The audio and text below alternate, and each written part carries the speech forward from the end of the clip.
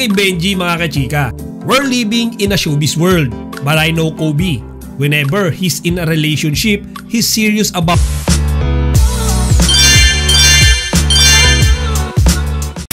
Magandang araw mga kachika!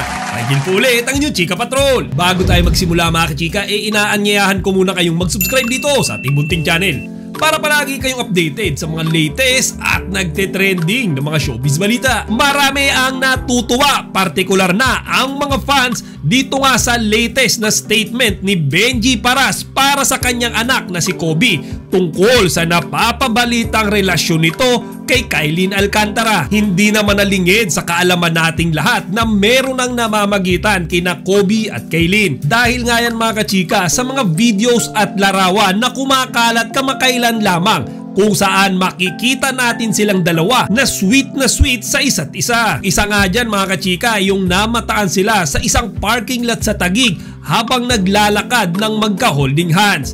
Sumunod mga kachika, diba, nung GMA Gala 2024 kung saan halos isinampal na nila sa mukha ng lahat ng mga nanoon na silang dalawa ay mayroon ng relasyon. Pero mga kachika, that night din nung in-interview si Kobe, hindi siya direktang umamin na silang dalawa ni Kailyn ay magkasintahan na. Ayon nga sa kanya mga kachika, noong mga panahon daw na iyon, silang dalawa are very great friends. Many have spotted you guys with Kailyn. Okay. Ano yung real score naman? So for tonight, I am just a boy who is a fan.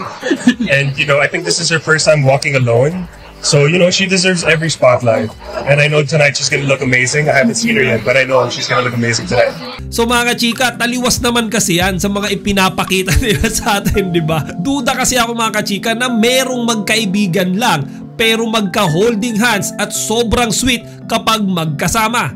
Ngayon mga kachika, lately nga lang din yung pinaka-recent yung naispatan din si Kailyn Alcantara na kasama naman si Kobe at ang kanyang pamilya sa isang event na kanilang pinuntahan. Kung nasa video na yun makikita natin mga kachika si Kobe kasama yung kanyang tatay na si Benji Paras, yung kanyang kapatid na si Andre Paras at ang non-showbiz girlfriend nito na si Honey Escarez. Ngayon yung kapuna-puna dyan mga kachika, habang kasama kasi ni Kobe yung kanyang pamilya, ka-holding hands niya naman si Kailyn Alcantara. So mga kachika, hindi na natin siguro maide-deny na aware na si Benji at yung kanyang anak na si Andre na meron nang namamagitan kay Kobe at kay Kailyn.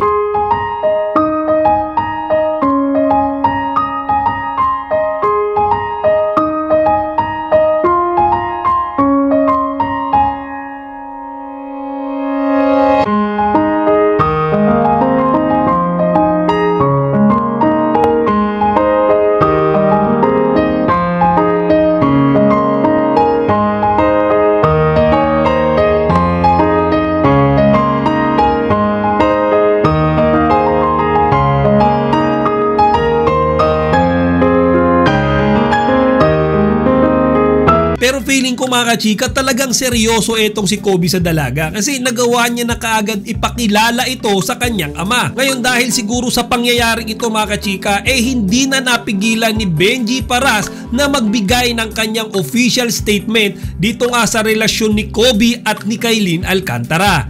Ayon kay Benji mga kachika, we're living in a showbiz world, but I know Kobe. Whenever he's in a relationship, he's serious about it and doesn't fool around. That's what I always tell him, to always be in love whenever you're in a relationship.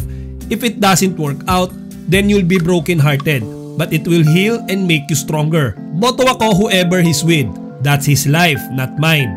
Whatever works for them and makes them happy, then I'm happy too. Ngayon mga chika, base sa sinabi na yan ni Benji Paras, makikita natin na talagang suportado niya ang relasyon ng kanyang anak at ni Kailyn Alcantara. Actually mga chika, hindi nga lang suportado kasi sinabi niya dyan na boto daw siya ngayon sa girlfriend ng kanyang anak. Which means mga kachika, natanggap niya si Kailyn sa kanilang pamilya at masaya siya mga kachika kasi nakikita niya naman na napapasaya nito ang kanyang anak. Pero I expect no less naman from Benji Paras mga kachika kasi kilala naman natin yan na talagang napakabait na tao at mapagmahal sa kanyang mga anak. At dito nga sobrang hinangaan ko yung sinabi niya dahil nire-respeto niya yung desisyon ni Kobe, lalo na nung sinabi niya na buhay yun ng anak ko. Hindi ko yun buhay. Hahayaan ko siyang magdesisyon at gawin kung ano ang magpapaligaya sa kanya. Kaya nga dahil sa mga statement na ito ni Benji mga kachika, natuwa at lalong na-excite ang mga taga-subaybay sa pag-iibigan ni na Kobe at Kaylin. O siya mga kachika, hanggang dito na lang muna. Sana huwag nyo kalimutang ibahagi ang inyong mga opinion dito sa comment section. Chika Patrol signing out. Chika, huwag niyong kalimutan mag-like, comment, and subscribe. Para sa iba pang mga celebrity news, i-click lamang ang mga videos na ito.